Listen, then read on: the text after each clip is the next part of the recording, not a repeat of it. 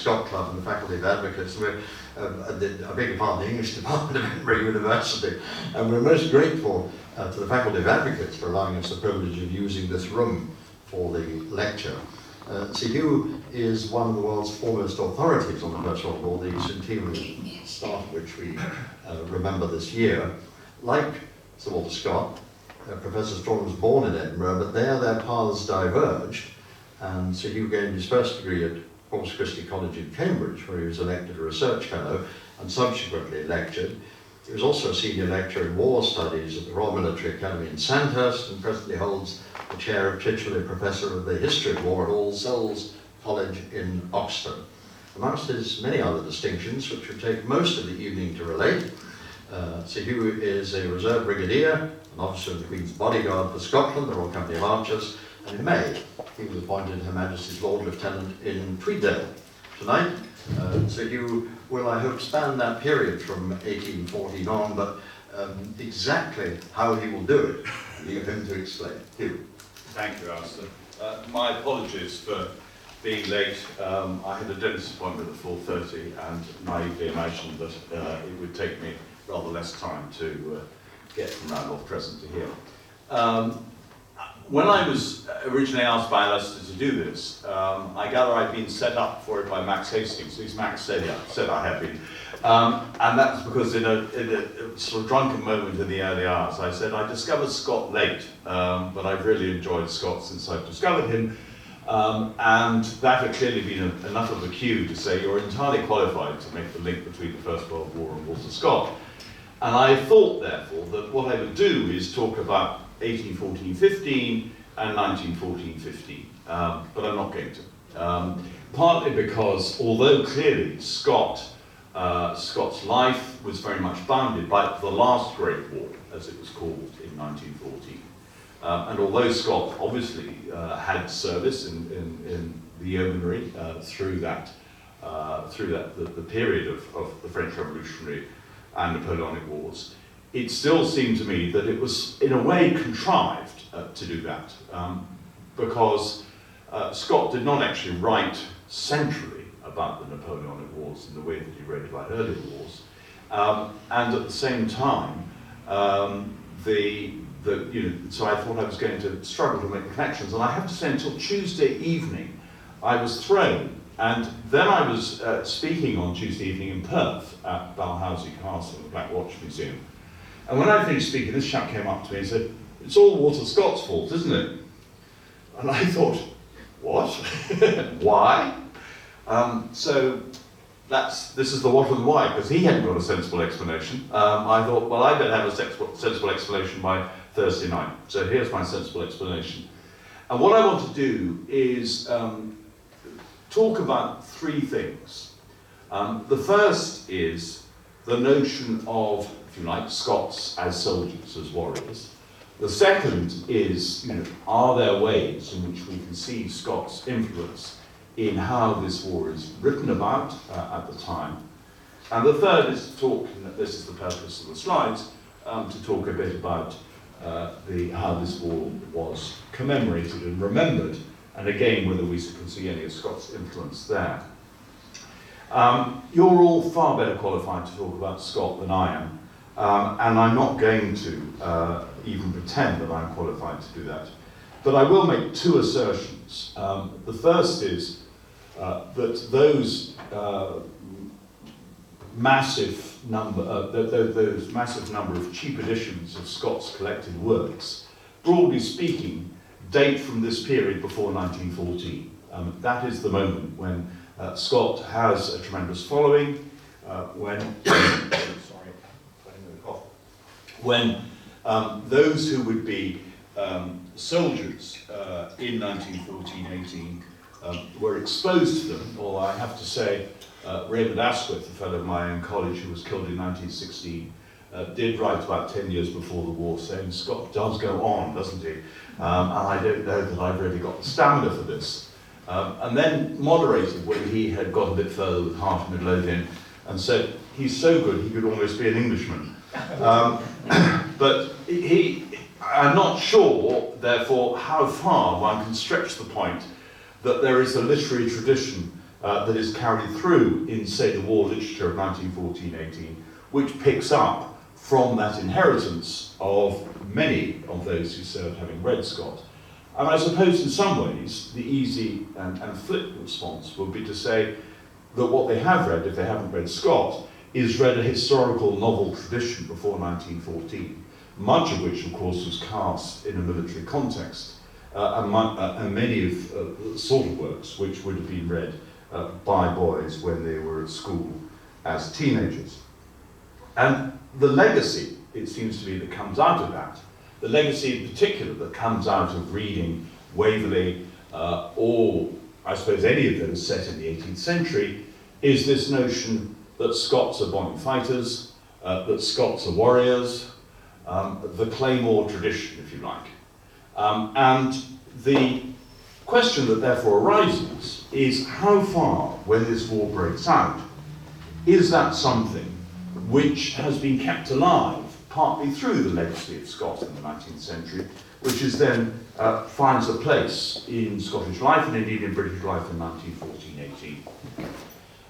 And the point I want to make under this heading of, if you like, the Scottish military experience and who serves, is that actually there's a great discontinuity between Scott's imagining of the 18th century, if you like, the arrival of George IV in Edinburgh, Scott's role in that, and the giving of a Highland identity to military service and all the things that happened in Scott's lifetime in the context of the Revolutionary and Napoleonic Wars and their aftermath. There is a discontinuity between that and 1914-18. Because after all, not just Scott's contemporaries, but many of Scott's predecessors, the great figures of the Scottish Enlightenment, have been pretty clear that the fact that Scotland had a military reputation was bad news for Scotland. It was very bad for the economy. Able-bodied men should devote their lives to more constructive things than killing each other. And instead, what they should do is remain within Scotland, not go serving abroad, and they should apply themselves to productive and peaceful arts. And Adam Smith embodied that most clearly of all when he argued for the division of labour, essentially saying that those who want to be soldiers can be soldiers, but the rest of society should stay well clear of military activity. And in many ways, that expectation, even during Scott's lifetime, was fulfilled. Recruiting in the Highlands was already falling by the end of the 18th century, and was aided and abetted, of course, by the clearances. As early as 1809, just as the Peninsular War was getting underway, 5 kilted regiments lost their Highland identities simply because they couldn't manage to recruit sufficiently strongly. And from the 1830s onwards, recruiting across Scotland, and not just in the Highlands, declined as well, both in absolute numbers and in relation to the Scottish population. By the outbreak of the First World War, Scots made up 10% of the population of the United Kingdom, but provided only 7.6% of the British Army's strength. In some ways, the reason, let's say, one of the, I suppose, the acts of this evening will be to lay the blame for everything and the responsibility for everything at Scott's door. In some ways, Scott can be blamed for that, because the imbalance between, if you like, delivery and expectation, between the number of Scots who actually joined up and what happened in practice, was institutionalized in 1881, not least because the whole cult of Scotland, and in particular of the Highlands, for which Scott bears so much of the credit as well as the responsibility, if those two words have a distinction, that that was institutionalized in 1881. In 1881, the British Army decided to pair its infantry regiments. Single-numbered regiments were put together. To give a classic Scottish example, the Argyll and Southern Highlanders was made up of the 91st and 93rd Regiments of Foot. The two were put together. And before 1881, there were 5 Highland regiments on the British establishment. So the logical thing after 1881, if you're going to pair these regiments, is there should have been 2.5 Highland regiments left on the British establishment. The reality was there were 5 before and 5 afterwards. And only one of those, the Cameron Highlanders, was a single battalion regiment. The others were all paired regiments. The Black Watch, the Seaforth Highlanders, the Gordon Highlanders, and the Argyll and Southern Highlanders. Each of those was made up of 2 battalions. And the reason for that was very simple. The Queen was so in love with the idea of the Highland soldier that she felt she couldn't possibly afford to sacrifice any one of them.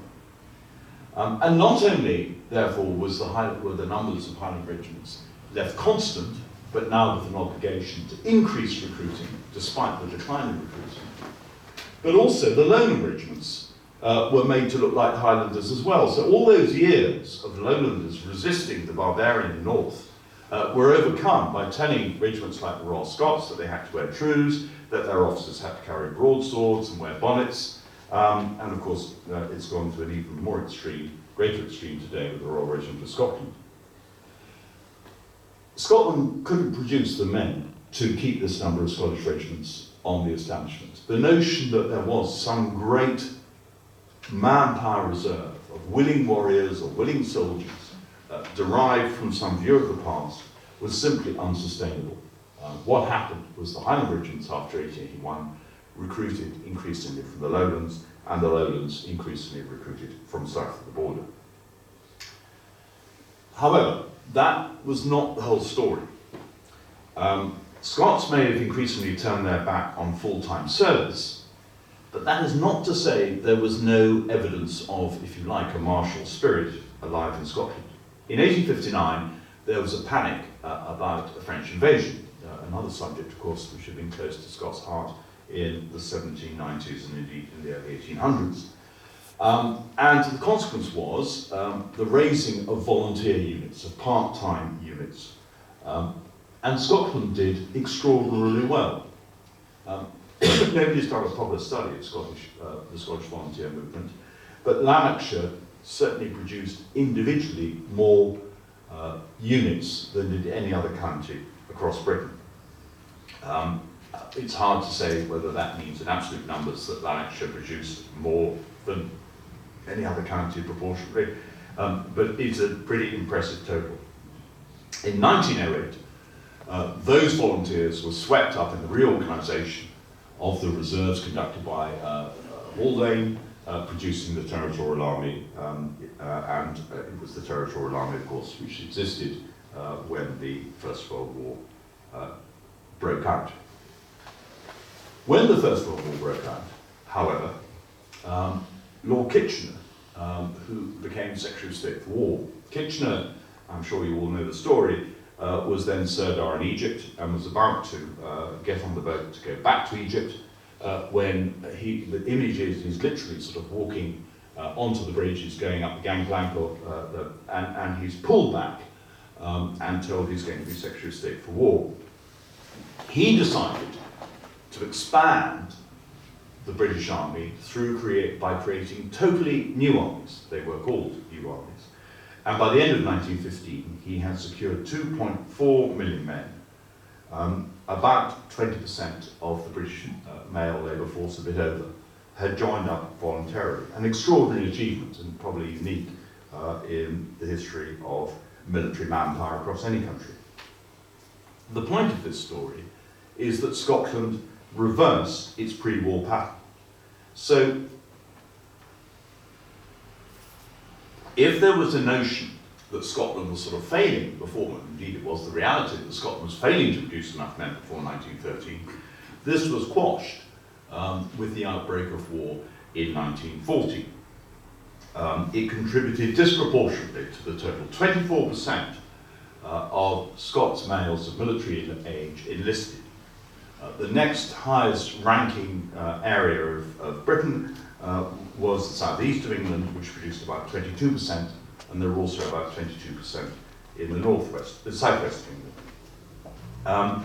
And what is also the case is that figure may actually underrepresent the number of Scots joining up, because those who migrated, whether to England or migrated abroad, particularly within the Empire. I was looking at the War Memorial in Lockerbie about a week ago, and there are about 10 on the War Memorial who served with the Canadian Expeditionary Force, for example. Those who emigrated may, of course, not included in that, because the 24% of men of military age were those who enlisted within Scotland rather than those who enlisted elsewhere. And the balance, there may have been English serving in, or English living in Scotland who joined up in Scotland and therefore figure in the Scottish figures, but I suspect, if there were additions or subtractions to be made, it would favour Scotland rather than England to the process. The absolute numbers came from the big cities. So the question this then raises is how far are men joining up in 1914 because they are caught up with some notion of a distinguished Scottish military past, which may owe something to Rob Roy or whatever else. The short answer is that in the big cities that seems improbable. When the war broke out, the short-term consequence was unemployment. Industries which depended on imported raw materials had to cease production. Businesses engaged in non-essential production suffered from falling demand. Many men may have enlisted for patriotic reasons, but others were really worried about job security, really worried about how they were going to keep roofs over their heads and feed their families. And by the end of September 1914, and September is the month in which the biggest intake of recruits takes place, by the end of September 1914, 9 out of 10 of those who were unemployed were in uniform. The September recruiting surge may reflect the fact that initially the Army's recruiting establishment, which was geared, of course, to normal peacetime recruiting for a small professional army, simply couldn't cope. So people were appearing outside recruiting offices in August 1914 and being turned away just because they couldn't be processed fast enough. But there is something else that also happens that makes this a particularly distinctive Scottish experience, and which may help reinforce the argument that Scotland's experience in this respect is different from that of the rest of Britain. If you watch any television documentary about the First World War, there is a tendency to stress the role of the PALS battalions, that people joined up to be with their friends, that it was a matter of comradeship, and that those who served together or who worked together well before the war served together well in the field and fought and died together. And what that meant, for example, on the opening day of the Battle of the Somme, was that certain units, drawn literally from the same street or adjacent streets, if they suffered enormous losses, produced an enormous domestic impact back at home in those communities. And indeed, after 1916, the endeavour was to move away from that sort of pattern of recruiting, precisely because of the local impact. Scotland had very few PALS battalions. Glasgow is perhaps the most distinctive illustration. Glasgow produced PALS battalions for the Highland Light Infantry, famously the 15th, 16th and 17th battalions of the HLI, which were drawn from the Glasgow tramways, the Boys Brigade and the city's Chamber of Commerce. In Edinburgh, the famous one is McRae's battalion, the 16th, which isn't entirely made up of players of Heart and Midlothian, but the belief that Hearts were central to recruiting success, but there were members of Hearts players who did join other regiments, and equally there were people who did not play for Hearts who joined the 16th Royal Scots. But the distinctive feature of Scotland was that many more joined through the Territorial Army. And the strength of the volunteers, I would argue, from 1859 to 1860, was therefore reflected in terms of how people joined up in 1950 and 1960.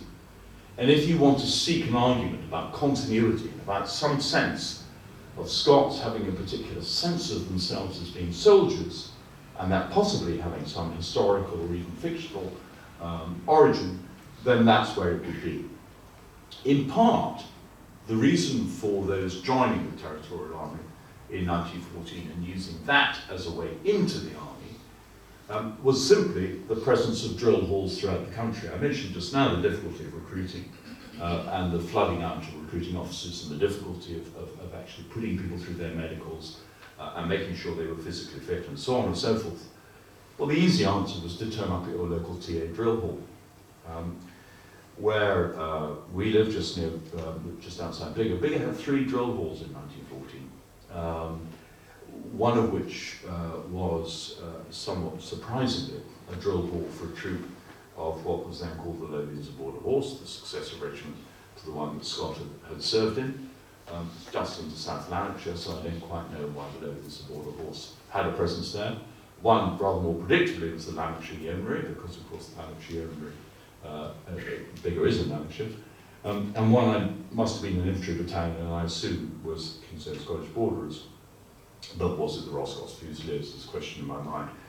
Perhaps it was Cameronians. No, it must have been Cameronians, as I think about it. Anyway, this is what's called history. It's really imprecise, isn't it? The point is that the TA, particularly in rural communities, was the way into the army, and became, if you like, one manifestation of that military identity. Kitchener had not wanted to use the TA as the basis for the expansion of the army, for 3 very good reasons. The first is the Territorial Army had failed to recruit to establishment before the outbreak of the war. The second was that the territorial units were administered by county associations in the hands of dreadful people like Lord Lieutenants, who would not be trusted to respond to the centralised demands of the War Office. And the third, and the most important, was that territorial soldiers enlisted for the business of home defence, just as Scott had enlisted for the purpose of home defence in the 1790s. As Sir John Fortescue, historian of the volunteers and militia of the Napoleonic Wars, and Scott may well have been in his eyes when he said this, said, there's a surfeit of patriotism when it comes to defending your own home and hearth. It's a very easy thing to do, to stand up and protect what is nearest and dearest to you. It is a rather harder undertaking to be asked to go overseas and to fight overseas. And the territorial units on the 4th of August 1914 were not expected to go overseas. They were there for home defence. In practice, the territorial units did go.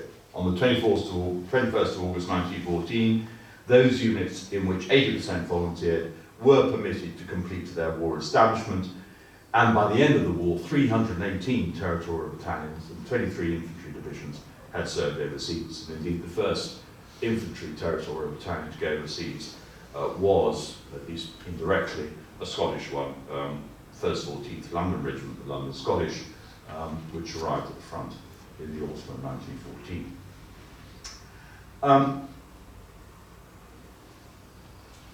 At one level, therefore, what has happened, what I'm suggesting has happened, is that 18th century reputation of Scotland as a source of soldiers, which goes back, of course, before the 18th century, includes the mercenaries who served in the armies of Northern Europe and Russia during the 30 Years' War and up to the 7 Years' War, that may have been ruptured or looked vulnerable during the 19th century as Scots turned to the law, here in particular, of course, but also turned to economically more productive pursuits, emigrated to other parts of the world, and above all, had levels of education which probably increasingly unfitted them for military service.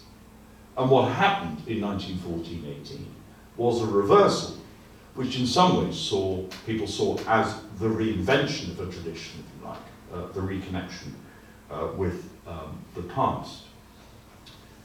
We can get carried away about this. A certain well-known historian of Scotland will tell you that 24% in his History of Scotland, Tom Devine, will tell you that 24% of Scots who served were killed in the First World War.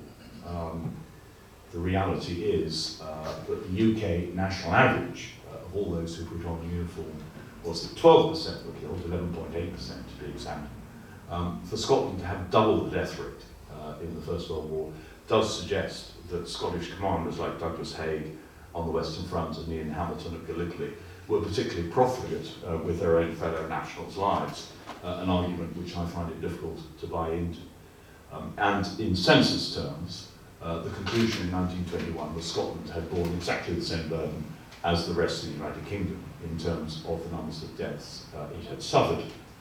The figures that sustain the notion that there was a quite disproportionate Scottish burden are partly the figures from just up the road from the National War Memorial, which show, I think at the current count, about 148,000 names. But those 148,000 names, which would give a figure much, much higher than 12%, include those who served in the units of England, Wales and Ireland, as well as the units of Australia, Canada, South Africa and New Zealand, who are of Scottish descent. It includes those who served in different regiments, under oath regiments, or several regiments titles. One name, I'm told, appears 5 times, because that individual, having lost his life in the First World War, was commemorated in the 5 different units in which he had served. In other words, there's a great deal of double counting. The other reason for being suspicious that there is some notion of a disproportionate Scottish loss is simply that in 1916, conscription was introduced. And conscription actually saved Scots from further military service. Where Scotland had responded was to the appeal for volunteers. After 1916, conscription protected those who were in war-related occupations, particularly, of course, in the big cities like Glasgow. Glasgow was vital to the war effort in terms of ship production, clearly, ship construction, munitions production, and it had lost quite enough men to the army for it to be sensible to lose any more. And the consequence was that in the second half of the war, Scotland actually comes way below the rest of the United Kingdom in terms of the numbers it produces for the army. Something like 14.6%, as opposed to 24% of those of military age find themselves joining up in 1916, 1918. Of course, if you joined up early, you were exposed to danger for longer, compared with if you joined up later. But it does mean that even if there is this peak at the beginning, by the end of the war, things are evening out. So, those are my observations on Scottish, if you like, the issue of the warrior tradition, what happens in the First World War. The second thing I'd just like to say a word or two about is the issue of war literature, and whether we can see, given obviously that Scott is a great novelist and is widely read before 1914, whether we can see Scott's influence at all in terms of how Scots in particular write about this war. It's always struck me as strange that although there are 1 or 2 Scots who figure among the war poets, there are very few Scots, if any, who really figure in the canon of English literature in relation to the war. Sassoon, Graves, Blunden, very firmly in a sort of south of England tradition. And in order to rectify that, I would like to focus on 3 writers, all of whom were far better known during the war, and then, of course, lost their reputations as those who wrote in the late 1920s, the 3 figures I've just mentioned, obviously, Blunden, Graves and Sassoon, trumped them. So the 3 I'm mentioning are no longer in the canon of war literature, indeed if they ever were. But they are very much Scottish writers, embracing, it seems to me, probably more closely what Scott might have felt about war. The first of those is a book called The First 100,000, which can be safely acquired from probably any Oxfam bookshop for about 10p, because it was such a massive commercial success. There is no shortage of copies. It was written by John Hay Beath, better known as Ian Hay, and Ian Hay is his nom de plume is the name under which the book was published. A man who was born in Manchester, but of parents of Scottish descent, who were determined, and this is perhaps where the image fits in, who were determined that their son should go to Fettes. And indeed, Ian Hay had a go at being a schoolmaster, not least at Fettes, and he turned to writing school stories before 1914. Hay was a territorial when the war broke out, but he then joined the 10th Service Battalion, i.e. New Army Battalion, of the Argyll and Southern Highlanders, and he was with them at the Battle of Loos, the Scottish battle, if you like, the Battle of September 1915, which many people would argue has greater impact on Scotland than is the Battle of the Somme, because every Scottish regiment is present. Scots bear a disproportionate number of losses. Scots win 5 of the Victoria Crosses that are awarded at Loos, and it was said that no community was not affected by what had happened there in September and October 1915, in other words, ahead of the Somme. Hay had started writing while he was training for Blackwood's magazine. That probably is also, Scott must have written Blackwood's, wasn't he? So there's a connection there as well. And he did so with a humour that now borders on political incorrectness. The Guardians of Wellington House, the body responsible for wartime propaganda, noticed the success of Hay's articles and persuaded him to write this book called The First 100,000. So it was done effectively as part of government propaganda, even if it didn't begin there. And the success of the book meant that it was translated into French, it was published to great acclaim in the United States, and indeed Hay later in the war went on a speaking tour across America in order to persuade the Americans both to come into the war and after they came into the war to do more for it. The political incorrectness could be seen. Can it be seen as Scotch? You better come back to me. But there is a wonderful passage where Captain Wagstaff, one of the figures in the book, says, "War is hell and all that, but it has a good deal to recommend it. It wipes out all the small nuisances of peacetime." Such as, comes the response, well, suffragettes and futurism, and then there's some hesitation on Wagstaff's part, and he says, and Bernard Shaw, the tango, party politics, and golf maniacs. They can all be added.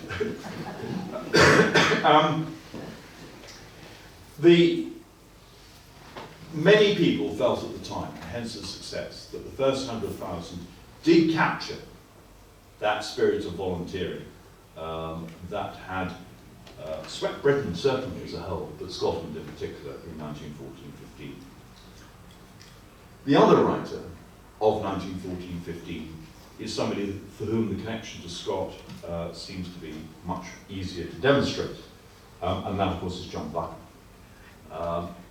John Buchan read Scott in his early years. He was fond of quoting the words of Scott. "I was born a Scotsman and a bare one, therefore I was born to fight my way in the world." And when the war broke out, Buchan had an almost instantaneous success with the 39 Steps. But perhaps more significantly, and is it overdoing it, there followed, of course, the next Richard Hannay adventure, which was Green Mantle, which includes the crusading elements you might want to find if you were thinking about the medieval context, and which includes the threat from Islam across the Middle East, and which exactly captures, it seems to me, some of the themes that you could argue Buchan had imbibed from reading Scott as a young man.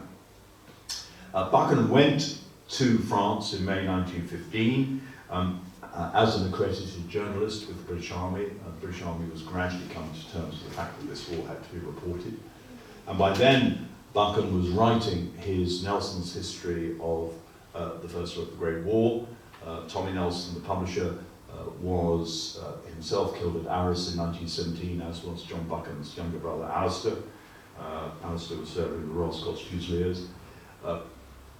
Buchan, though, arrived just as the preparations for Loos were beginning.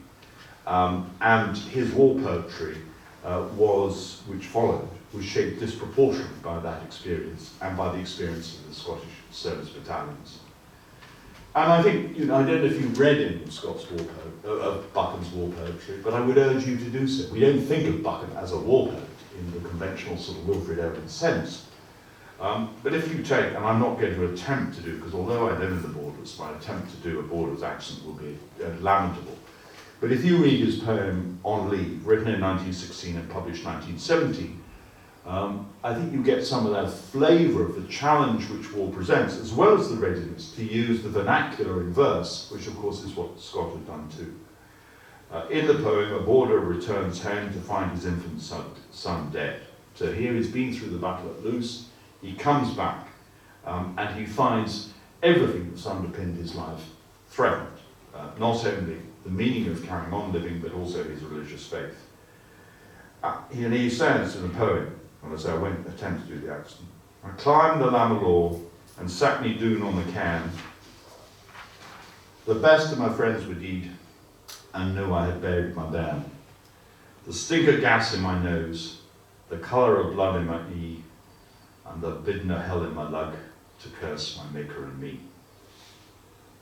As he goes on, it's a long poem, he recognises that Loos and the Lammerlaw, the battle was fought in both. And of course he comes down from the hill having made his peace with God. And the third one, the third author, picking up that sort of versifying tradition, is somebody who has been always completely forgotten. Buchan, of course, is not forgotten, even if he is now heavily associated with propaganda, not least because, of course, that's exactly what he was involved in 1917-18. It's extraordinary to me that he manages, sorry this is going on about Buchan, just one or two more observations, that Buchan continues writing the Nelson's history of the war while running propaganda. 24 volumes of it, a phenomenal output. And simultaneously of keeping the Hannay volumes appearing. So Mr. Standfast, published in 1919, seems to me in many ways one of the war novels. It captures the themes of that year particularly powerfully.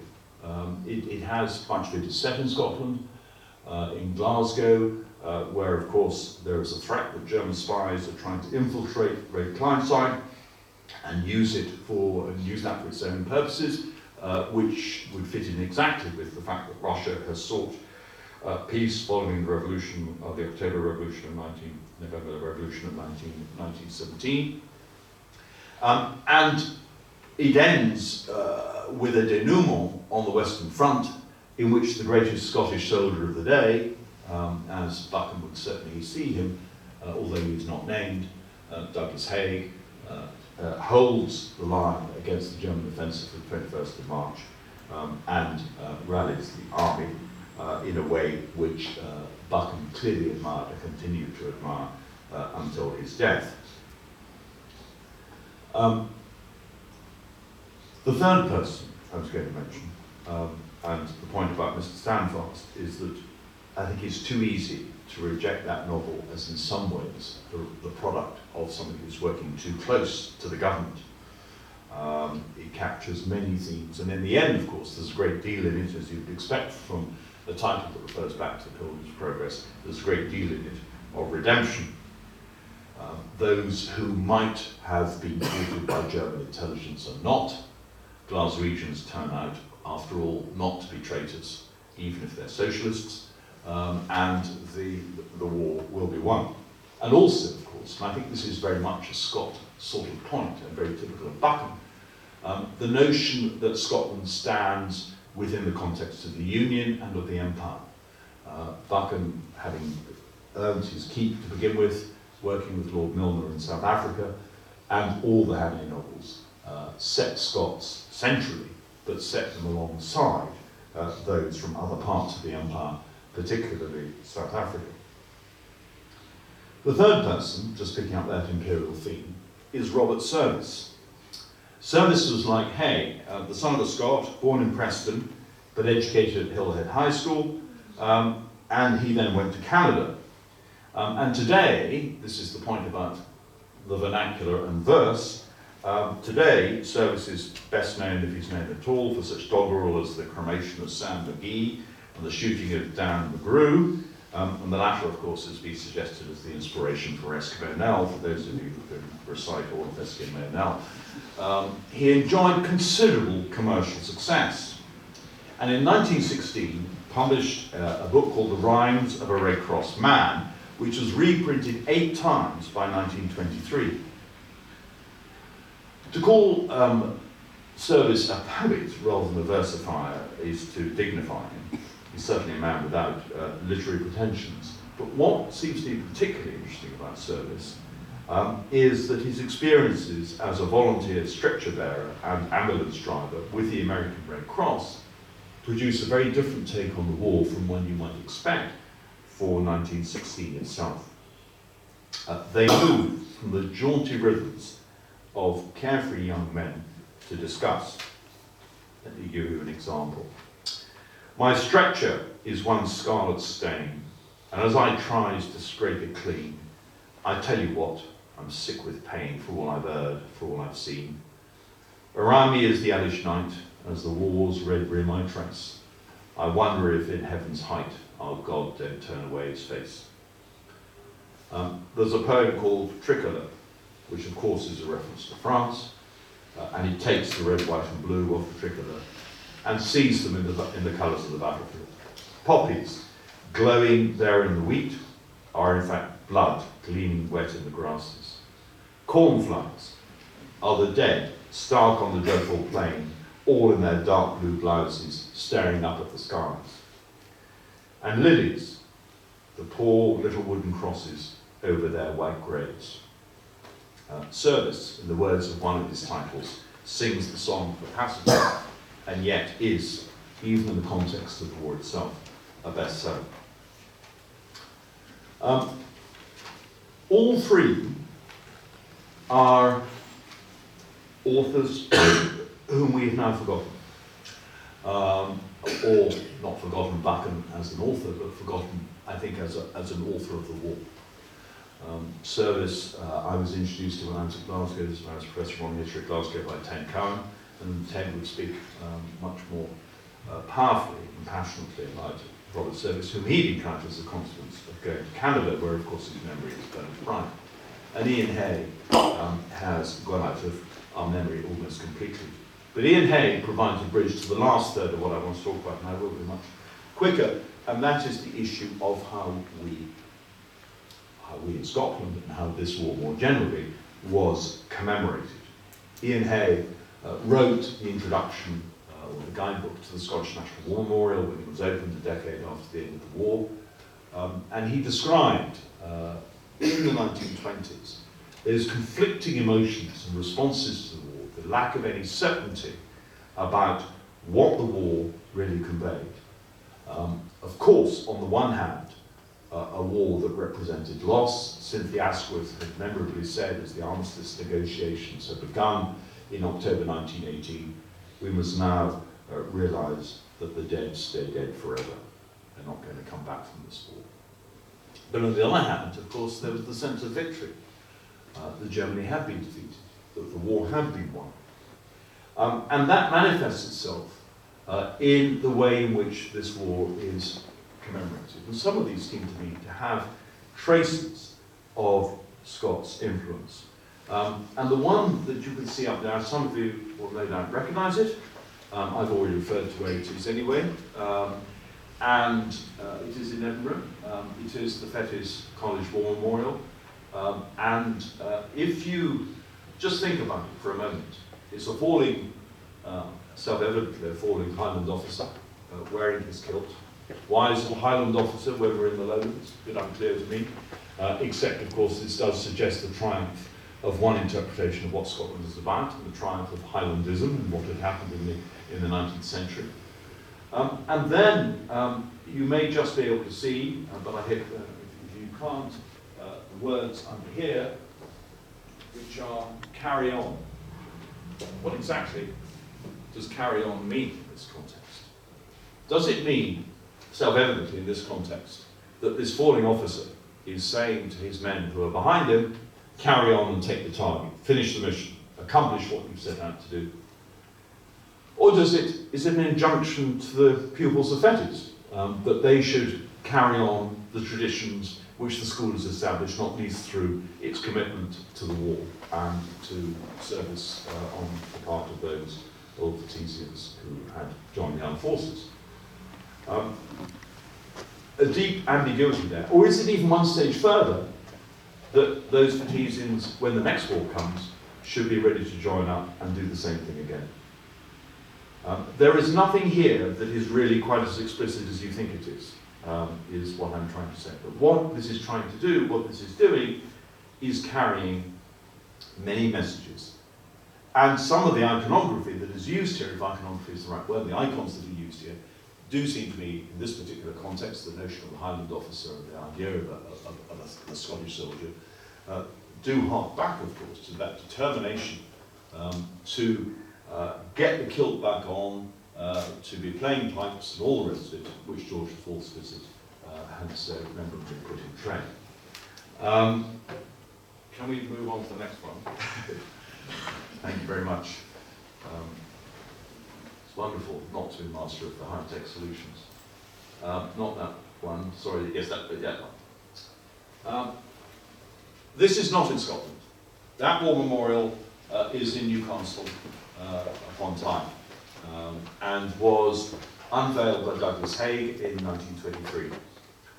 And the reason I show that, and of course you don't get many images, if any, of St George within Scotland, for fairly obvious reasons. St George is a manifestation of Englishness, but the reason I show it is that that is dependent on the power of the medieval, this notion of the Middle Ages, and Ivanhoe inheritance, if you like, in order for that to happen. The frequency of St George across the British Empire as a symbol for war memorials is extraordinarily striking. The notion that this was those who fought and died were the inheritors of a chivalric tradition and were the embodiment of some sort of medieval sense of worth. But there is another point here. I mean, that is, if you like, the self-evident point. Just think about what St George is doing to the dragon. He's finishing it off. He's slaying it. He's killing it. It's about victory. It's about winning the war. So it's both an image that is designed to convey some sense of connection with the past. And Jay Winter, his former colleague of mine, who has written a great deal about war memorials, makes that point, that in many ways memorials want to link with the past because those who are mourning want the security of being put in a tradition which they can understand. They don't want rampant modernism. What they want is something that, and hence the prevalence, of course, in Scotland of Celtic crosses and so on as war memorials. And St George fits that. But the important thing here of victory, and if you look at many war memorials, and I won't take you through a whole lot, but I can certainly produce a few. Those of you, for example, who know Glasgow well may know the Memorial of the Cameronians, which is by Kelvin Grove, which has a Lewis gun team very firmly attacking, designed by a man who had himself served in the war and won a DSO, the embodiment of military grit, if you like, and determination of 1918. Or to take another example from the Empire, in 1924, each of the 4 Australian divisions was asked to produce decide where it would like their war memorial. And one of the Australian divisions decided that their greatest success had been at Mont Saint-Quentin, or Saint-Quentin, in 1918. And they produced a statue which showed an Australian soldier, a digger, plunging his bayonet into a falling German eagle. Again, the symbol of victory and success. Unsurprisingly, after 1940 and the German occupation, that war memorial disappeared. And in the 1980s, the Australian government replaced it, only this time, instead of a successful killing an Australian fighting the enemy, the Australian soldier has his head bowed and his arms reversed in the classic military position of mourning and regret. I think if you look at many images of war memorials from the First World War, from the 1920s, you will see the medieval legacy, you will see the influence of Scott quickly manifested. Let me end there, however, with perhaps with two examples that I think show that particularly powerfully. One, yeah, sorry, just because having got the picture up I must show it, and the other I won't show an image of.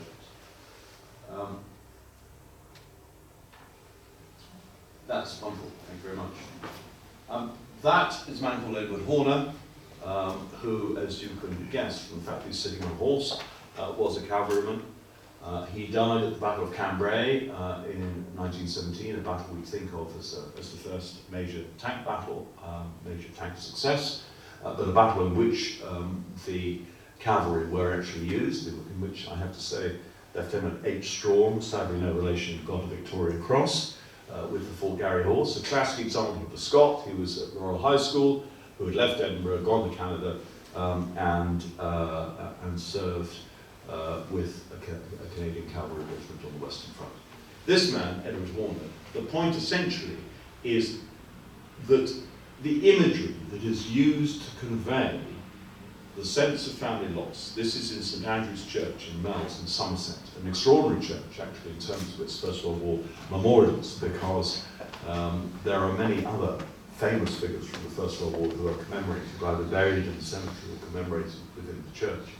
But this is in the body of the church, an extraordinary erection at one level in the context of the 20th century in a medieval church, that something as large as this should have been put up. But also, it seems to me to connect to that chivalric and medieval tradition in terms of what it's trying to convey. And as Allenby in particular fought in Palestine, and as of course Jerusalem was captured in the month after the Battle of Cambrai in December, this notion that the British Army was engaged in a crusade was one which captured the public imagination. So there is a chronological resonance here. But the final memorial I want to end with, and the final point I want to make, takes us to Westminster Abbey and to the unknown warrior, the body that is taken from France, so whoever it was had to come from France, or from France and Flanders and the Western Front, and which was buried in 1921 in Westminster Abbey. And that embodies, is the use of the word warrior is of course perhaps significant rather than soldier. It's linking to an earlier era in terms of what it's saying about this individual. But of course it's also taking somebody who is presumed to be a private soldier, an ordinary soldier, and making him, as the press was very quick to point out at the time, as important as the generals and statesmen of the First World War. A journalist on the Daily Chronicle reported on the funeral of the unknown warrior, and he tried to capture the atmosphere in Westminster Abbey by quoting from Marmion.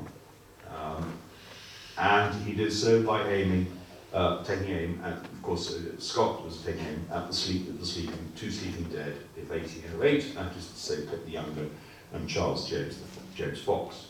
But the context of this passage, as far as the journalist on Daily Chronicle was concerned, seemed to him pretty immediate. Sacred, he has his last long rest. Here where the end of earthly things lays heroes, patriots, bards and kings.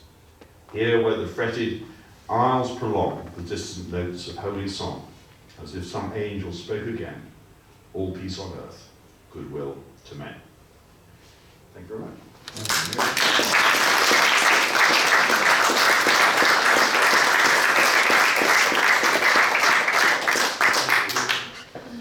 I think we've been treated to a quite remarkable tour de table of the period from Scott to the First World War. I think you've given us the most extraordinary oversight and insight of the war, Scott's position in the war, Scott's influence on how Scots thought about the war. I hope that you would allow us to engage in a little discussion. Of course. Although I'm sorry to see you're nursing a cold. Are there any points that any of you would like to clarify with Sir Hew? As you know, E.W. Hornung, who wrote the Raffles stories, was sent by Haig to establish a lending library in the ruins of the town hall in Arras, 1917-18. And there are a lot of, an inordinate number of Scottish troops in that theatre. And Hornung says that he gets 2 or 3 sets of Scott for them, but they stay on the shelf. And he says he thinks that's because they must have read them already. Well, I have my doubts about that. Yes. But what they wanted was escapism, clearly, and they didn't want to read about the war, except the first 100,000. And I think, I've always thought that's because that is escapism from war. It's a jolly war. Yes, it's a jolly. It replaces the brutal one with a jolly one. Rather like Ben's father, I suppose. Yes, I think the chronology of the war is important here too. I mean, on first 100,000. I mean, you know, it captures 1915, but it's not right for 1917. The war has taken a very different turn by 1917. Whereas for many of the British Army in 1915, training is their overwhelming experience. Their introduction to the Western Front is more gradual. But thank you for the observation. I suspected that was the case. I was trying to find evidence of somebody putting Scott in his pack and not actually opening it or taking it or whatever. And I couldn't find much apart from the Raymond Asquith reference, and that was pre-war. But I can't say I was massively systematic about it. There is a thesis done by, and you probably know it as you obviously are well informed on this, done by a woman who was at Oxford, talking about reading habits in the Western Front. Imogen Gassett. Yeah, exactly. Thank you very much. And she talks about the popularity of Baroness Hawke's Scarlet Pimpernel. And I think for 1915, or is it 1914, Scarlet Pimpernel was sort of top of the pops.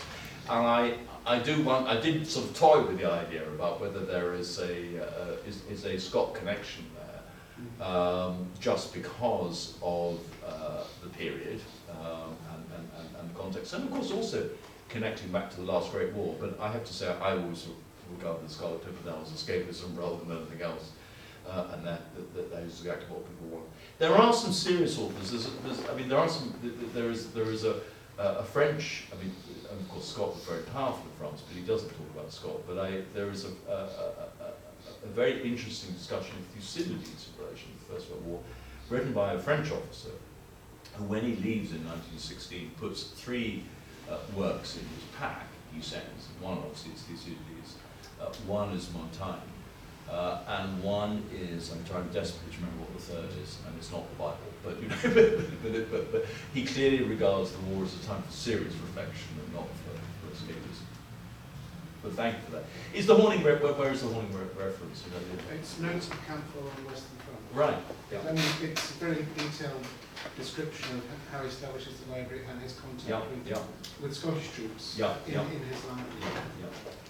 And is there a sense, let me throw the question back to you, but one of the obvious points in relation to the decline of Scottish recruiting in the 19th century is the notion then that because Scots are better educated, that therefore they're less likely to seek military service.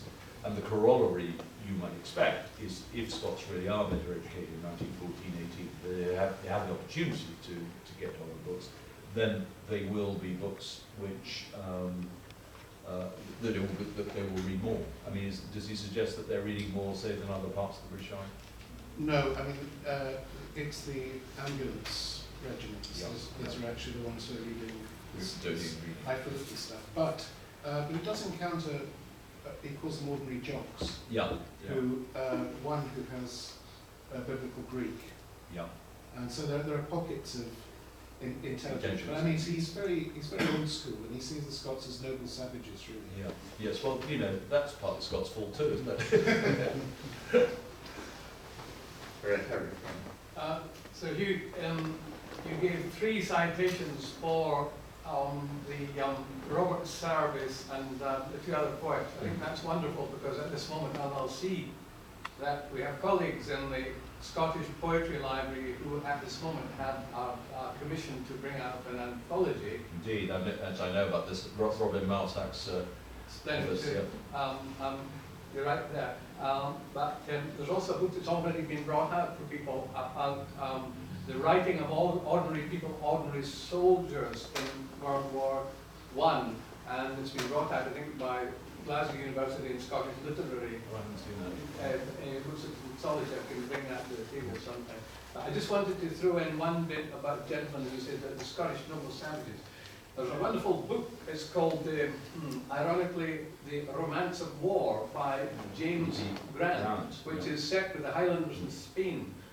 Interesting Scot connection being that James Grant, through 2 degrees, was connected to the Walter Scott's family. And there was great competition to get lots of fast writing done in the middle of the Victorian era about World War, about Napoleonic War, Peninsular War, reminiscences. So the line that came out there was that regardless of the Scottish writers that were maybe possibly savages, the Scottish soldier could write and fight. And there was much reminiscence stemming therefrom. And the last line to you was, have you sir any take on, because Napoleon comes into this, what's your take on Walter Scott's 9-volume Life of Napoleon? Right. Well, and that would have been, yes, indeed, that would have been the point of entry. I was trying to think what effects there would have been on the, and I haven't read the 9-volume. There is that notion, the pull of, let me start, it's not a serious comment, but the pull of the Napoleonic Wars in 1914-15 is very powerful. And I was trying to think, I mean, James Grant is interesting because he also writes a 4-volume work called British Battles, which come in, I think must be just about the same time, might be about 1890s, early 1900s. It was I'm trying to think when he died. 1860s. He writes about volunteering in the 1860s. He links exactly to the volunteer movement. He wrote a book called Volunteer's Knapsack, I think, from memory. And I think he was involved in one of the Scottish volunteer units in the 1860s. And the British Battles book, I mean, the reason I say 1900 is it was endlessly reprinted and was commercially very successful produced in cheap and mass editions and so on. But this notion that there is such a thing as a decisive battle, and why I think that's interesting, is that it's fed by Napoleon and the idea about what Napoleon could achieve, and it's confirmed in partly the teaching that goes on at the Staff College. I mean, much is still very much focused on the Napoleonic Wars, even until the outbreak of the war. Douglas Haig, when he goes to the Staff College in the 1890s, is set by a very distinguished professor of military history and strategy, a man called G.F.R. Henderson, who, despite the name, is not a Scot, comes from Leeds, who sets the various problems to do with the Waterloo campaign in particular. And Haig writes in his diary as a corps commander about just before Mons, he says the problem we're confronting is the same problem as I had to study at the Staff College when the Germans who are advancing rather than the French. And the fact, of course, that the centenary of the Battle of Waterloo was about to come meant that it was firmly in people's minds. James Jack, who is a Cameronian, writes a very good diary through the war against the war, and his career as a brigadier general. He's at Maryhill Barracks when the war breaks out, and they're mobilised, and he goes off to the front. And as they advance towards Mons, they're passing, of course, places that he recognises from his own regiment's history, and in particular the battlefields of Marlborough. But then, of course, he says, and we're getting closer and closer to Waterloo. So there is a real sense that they're going to do all this again. The trouble is, of course, that Waterloo came at the end of the 20-year war, not at the beginning. And that, in a way, the notion of the decisive battle, which is what Napoleon's fed, what Grant is contributing to, what much of the Peninsular War material, there's a very successful popular writer called W.H. Fitchett, who wrote books about, and of course there's Creasy's Decisive Battles, which comes out initially in about 1850, 352, I thought, and is again endlessly reprinted, but ends with Waterloo. This notion that there will be a decisive battle, which is absolutely what's in people's minds in 1914, that there will be a decisive battle. I was very interested at one stage to read or hear that an officer in the Peninsular War used to read Scott's poetry to his men before going into battle. Is there anything resonant in the Second World War?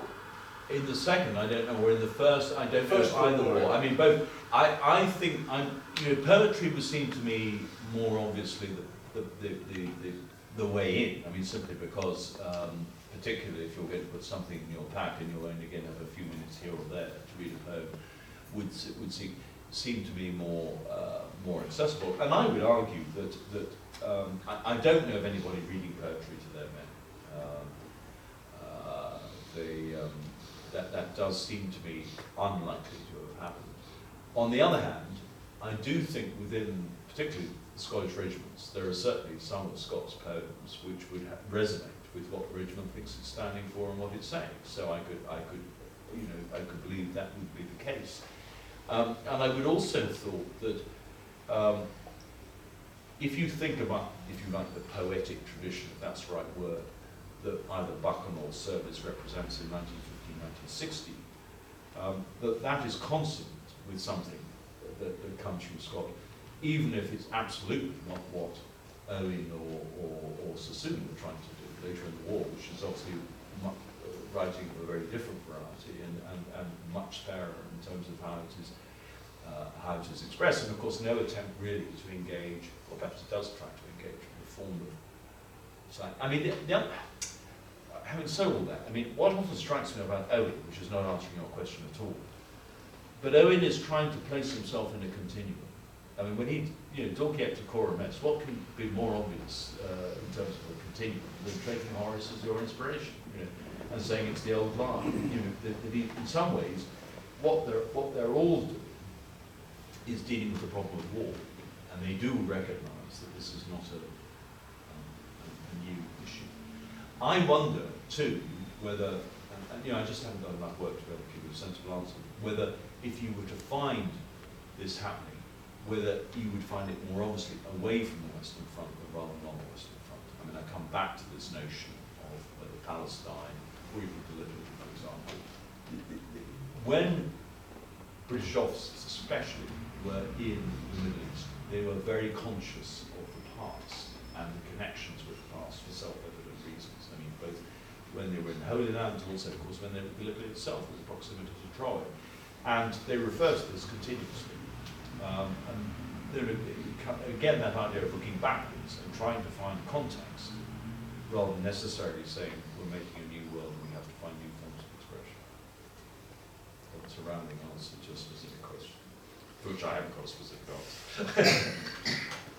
Risk of wearing you out, but I'm very happy for that if other people have.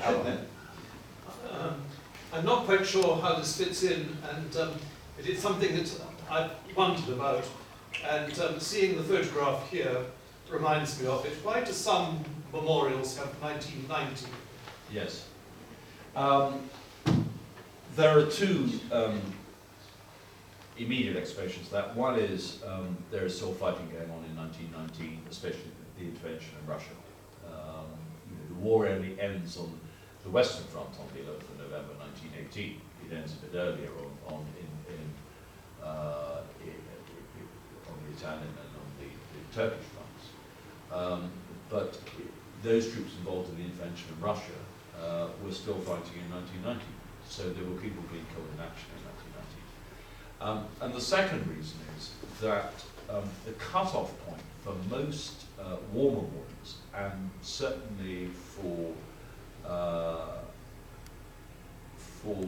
how pensions were to be allocated, wasn't when, it was 1921. So there was a sense that there were people coming back alive on the 11th of November 1918 who might die in 1990. Not still from enemy action, but from their wounds.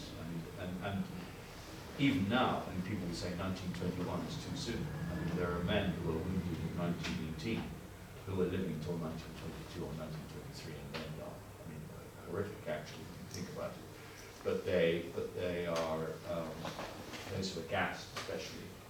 So I think there's an attempt to sort of sweep up, to recognise that if you simply say 1914, 1918, you're in danger of cutting out many people.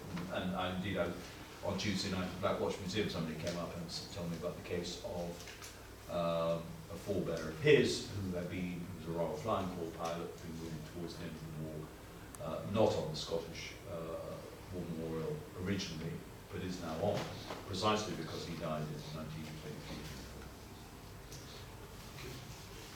Quite happy to go on. I'm going to ask if there are any other observations, please. Is it the case that the portrayal of a horse on a statue like that tells you how the rider died? Well, Douglas Haig used to stand on the esplanade of the castle, and he's been moved inside, and he was on a horse, and he died in his bed. In that case, it does. But it's a good question, because obviously the equestrian motif puts us into a knightly frame. I mean, and he was a cavalry officer. He did, but he didn't. I mean, I think I'm right saying he died of his wounds, so he wasn't literally killed on a horse. But it was not inappropriate. He was not an infantry officer. He was so. But I think it's probably reasonable to say that the notion that great commanders are put on horseback does tie into that idea of presumably kingly authority and indeed a noble tradition going back, which is my point about that.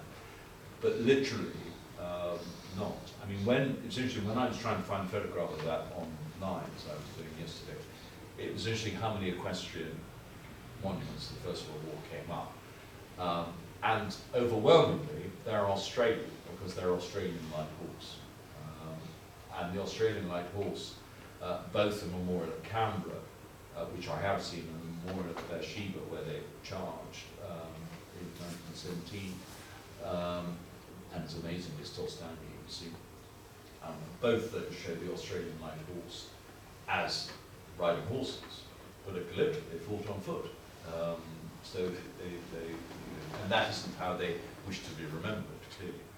But I think if the implication of the question is this a way of giving somebody a knightly tradition and linking to a sense of a military past? Yes, I think absolutely it is. Is there a difference between a horse standing like that and a horse portrayed really up? Yeah.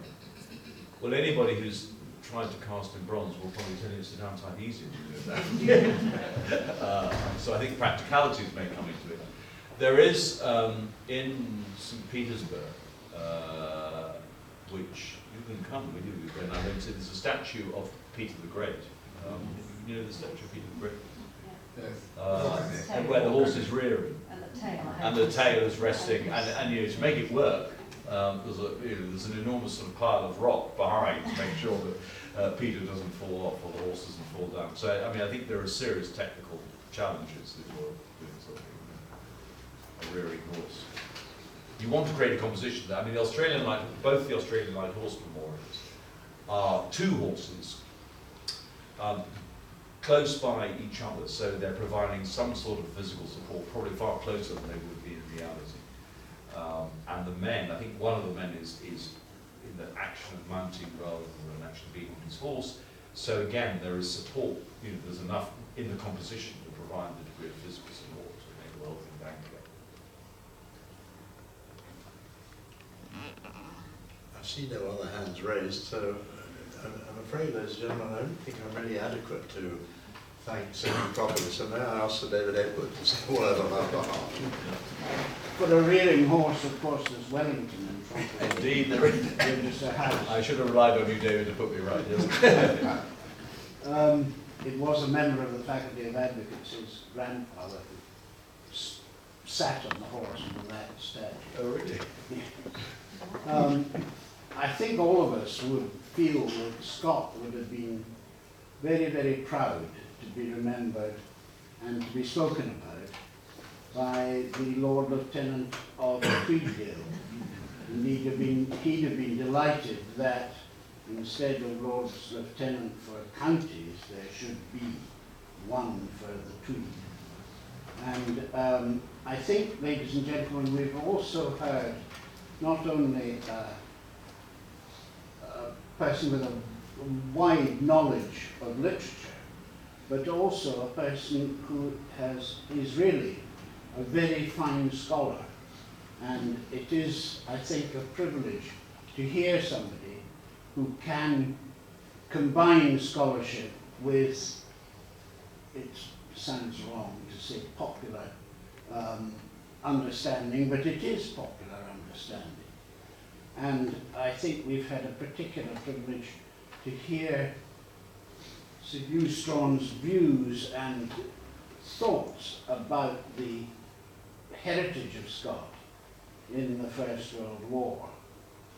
At one point he's spoken about Buchan and was unwilling to read much of a poem of Buchan, but Lord Cameron, whose portrait is over there, told me that Buchan actually spoke in a high-pitched, anglified voice. So I think you could rest.